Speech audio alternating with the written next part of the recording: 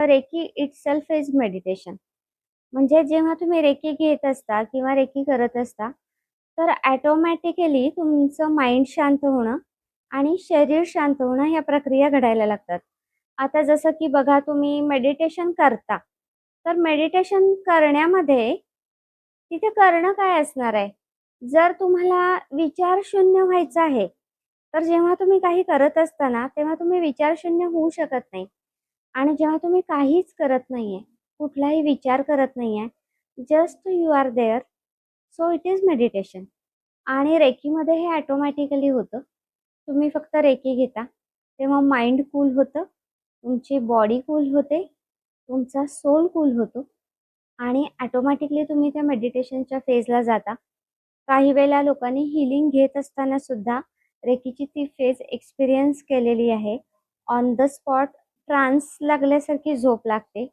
Total mind आणि body cool होऊन जातं. बरेचदा आवाज ऐकू येत असतात, पण त्याचं कनेक्शन ब्रेनशी तुटलेलं असतं. त्यामुळं काय बोलतात हे नाही समजत, त्याचं मिनिंग नाही लागत. सो रेकी घेणं हा सोपा वे आहे, कारण करायचं काही नाही आहे. Just you have to pass the energy. शरीर वाकणं म्हणजे मणका दुखतो, पाठीत कळा येत आहेत किंवा कंबर दुखते, तर त्याचं रेकीच्या क्लिंजिंगशी काही कनेक्शन आहे का? तर आहे. कारण जेव्हा रेकीच्या थ्रू आपल्या शरीरातल्या त्या एनर्जी लेवलचे ब्लॉक्स निघायला लागतात, त्यावेळेला आपलं शरीर हलकं व्हायला लागतं आणि ते बेंड पण व्हायला लागतं.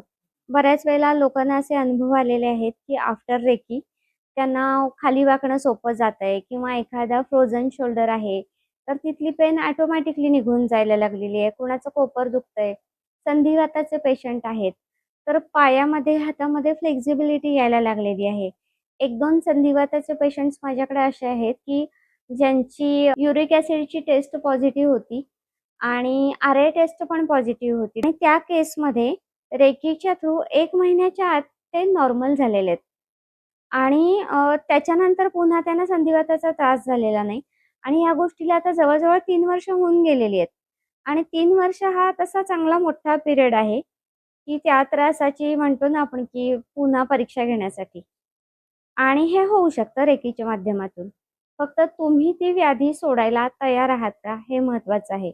ज्या व्यक्तीला बोटांनी पांघरूण उचलून अंगावर घेता येत नाही, त्या व्यक्तीने 1 महिना झाल्यावर मोठं धुणं धुतलंय घरातलं आणि आजतागायत त्या फेजमध्ये आहेत आणि खूप खुश असतात, कारण आता औषधं काही घ्यावी लागलेली नाहीयेत. भीती ही म्हणजे आपला पास्टमधले अडकलेला एक्सपिरियन्स आहे.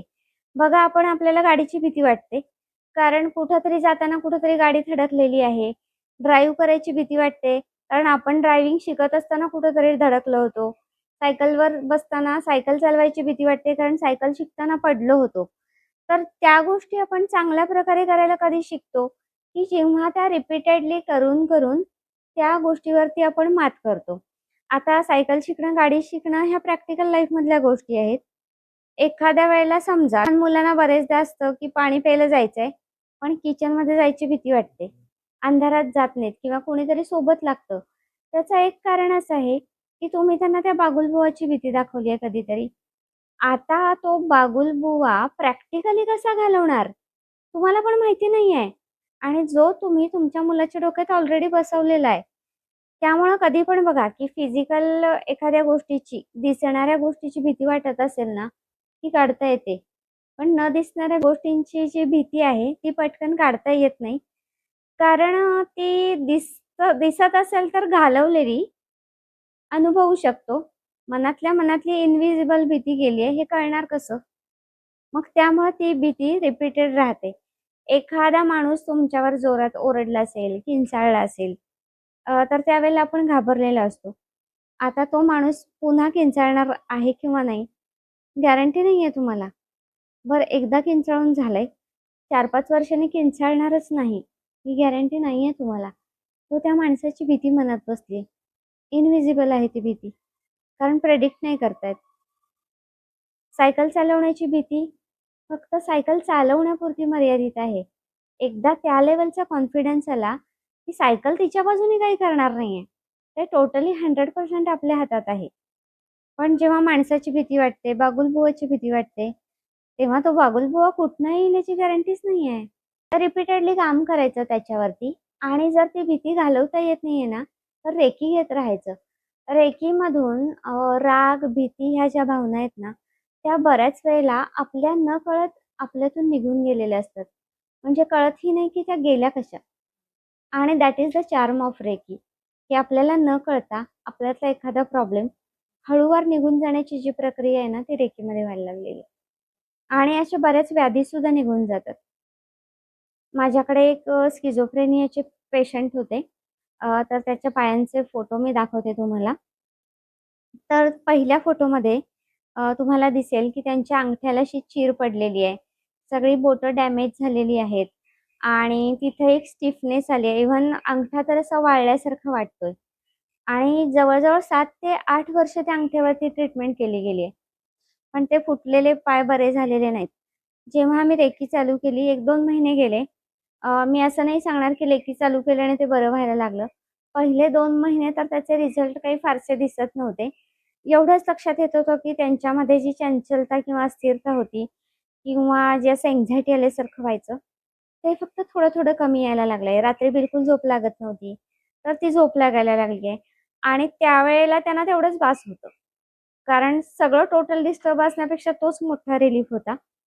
पण 2 महिन्याच्या नंतर एकदा माझ्या लक्षात आलं, की अरे, ह्यांचा जो स्किझोफ्रेनिया तो बरा होणार आहे ना, तर त्यांच्या पायाला पडलेल्या भेगा जाणं आवश्यक आहे. मग त्या भेगांच्यावर फक्त त्यांना खोबरेल तेलाचे 1-2 थेंब सोडायला सांगितले. रेकीच्या एनर्जीनं त्यांना हीलिंग देत असताना काय त्याने बोलायचं ते सांगितलं आणि आफ्टर दॅट 15 दिवसात ती भेग तिथली गायब झाली. इव्हन त्यांच्या नखाच्या खाली एक दुसरा फोटो आहे. त्याच्यामध्ये नखांच्या खाली जी ती एक रक्तप्रवाह सुरू झाल्याची रेडनेस आहे ना, ती यायला लागली आहे हे दिसायला लागतं. आणि तिसऱ्या फोटोमध्ये ते पूर्ण गायब झालेलं आहे. म्हणजे बोटं पूर्ण तिथं ज्या भेगा होत्या त्या गेलेल्या आहेत. आता it is none other than miracle आणि हे रेकीच्या थ्रू झालेलं आहे.